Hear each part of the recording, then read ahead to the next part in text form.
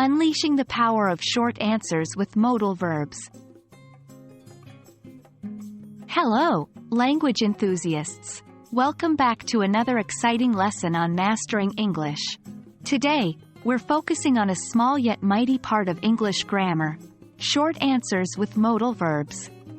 Understanding and using these short answers will not only make your English more natural, but also will boost your communication speed and efficiency. So, let's get started.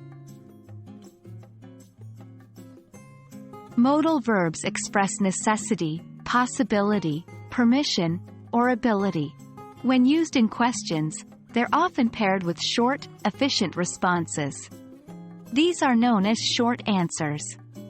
Examples of modal verbs include can, could, may, might, shall, should, will, would, and must. For instance, can you swim? Short answer: yes, I can.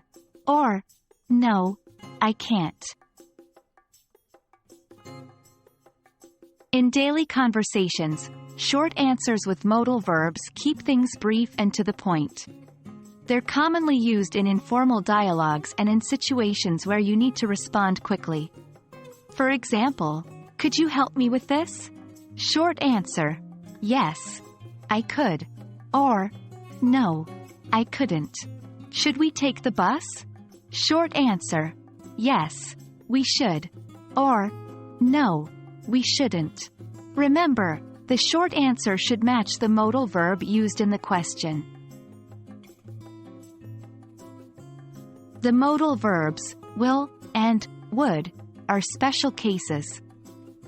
When responding to a question with will or would, we usually use will or won't and would or wouldn't, respectively, regardless of the subject. For instance, will he come to the party? Short answer: yes, he will. Or, no, he won't. Would they like more tea? Short answer: yes, they would. Or, no, they wouldn't.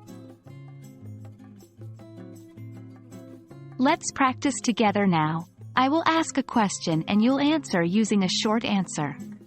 Ready? 1. Can you play the guitar? Your response: blank. 2. Should we leave early tomorrow? Your response: blank. 3. Will it rain today? Your response: blank. 4. Could you pass the salt? Your response: blank. Great practice. Remember, the key to mastering this is regular practice. And that's a wrap for today's lesson on short answers with modal verbs. With these little powerhouses in your vocabulary arsenal, you're well on your way to sounding more natural and fluent in English. Keep practicing, and as always, stay curious and keep learning.